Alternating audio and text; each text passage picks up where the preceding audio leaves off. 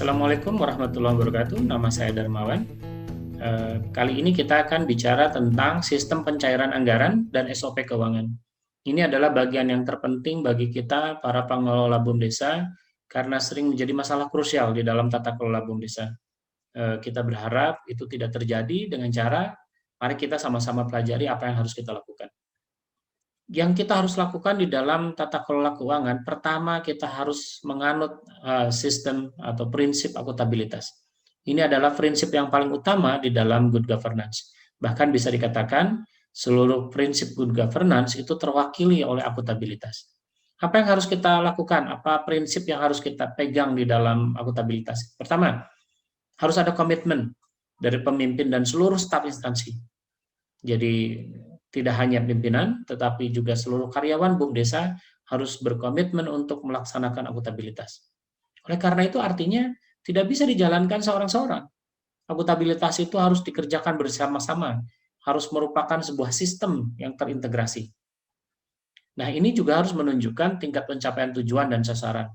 Harus jelas orientasinya, bagaimana mencapai visi dan misi, serta hasil dan manfaatnya.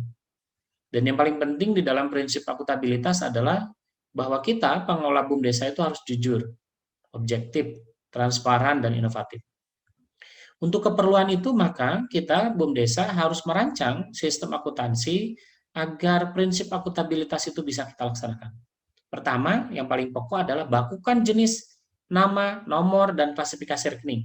Ini penting sekali agar kemudian siapa saja bisa membaca laporan keuangan kita kapan saja, apapun keperluannya. Kedua, gunakan metode pencatatan transaksi secara imbang berpasangan. Tetapi tentu saja, saudara tidak diharapkan untuk melakukan seluruh sistem akuntansi secara rigid.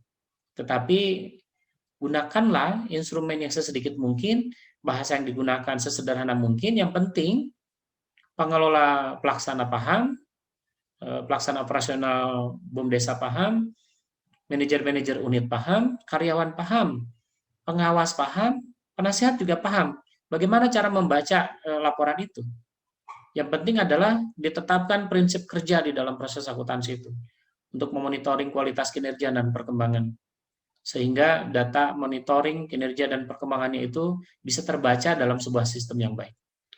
Untuk keperluan tadi yang sudah saya katakan bahwa harus ada pembakuan, maka nomor induk rekening kita bakukan seperti ini saja. 01 kekayaan, 02 utang, 03 modal, 04 pendapatan, 05 biaya.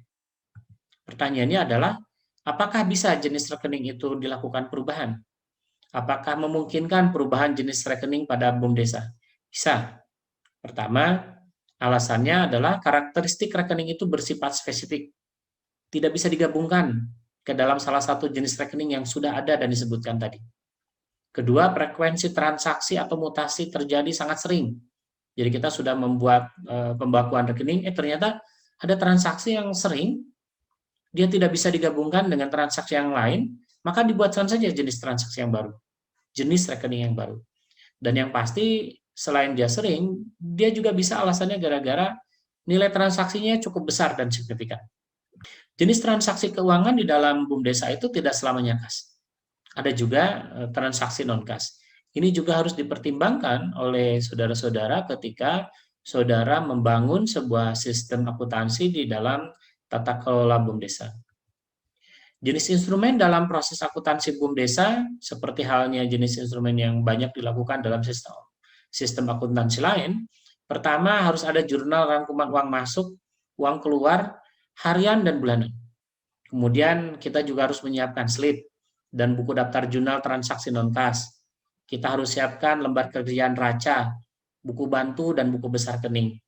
Saran saya, saudara mempelajari akuntansi minimal akuntansi dasar atau pengantar akuntansi. Saudara bisa mencari di berbagai buku atau penjelasan sederhana bisa dibaca di dalam buku saya. Walaupun Anda juga bisa sebetulnya menggunakan sistem akuntansi BUMDesa yang sudah diperkenalkan oleh pihak kementerian. Sekian, terima kasih atas perhatiannya. Semoga bermanfaat.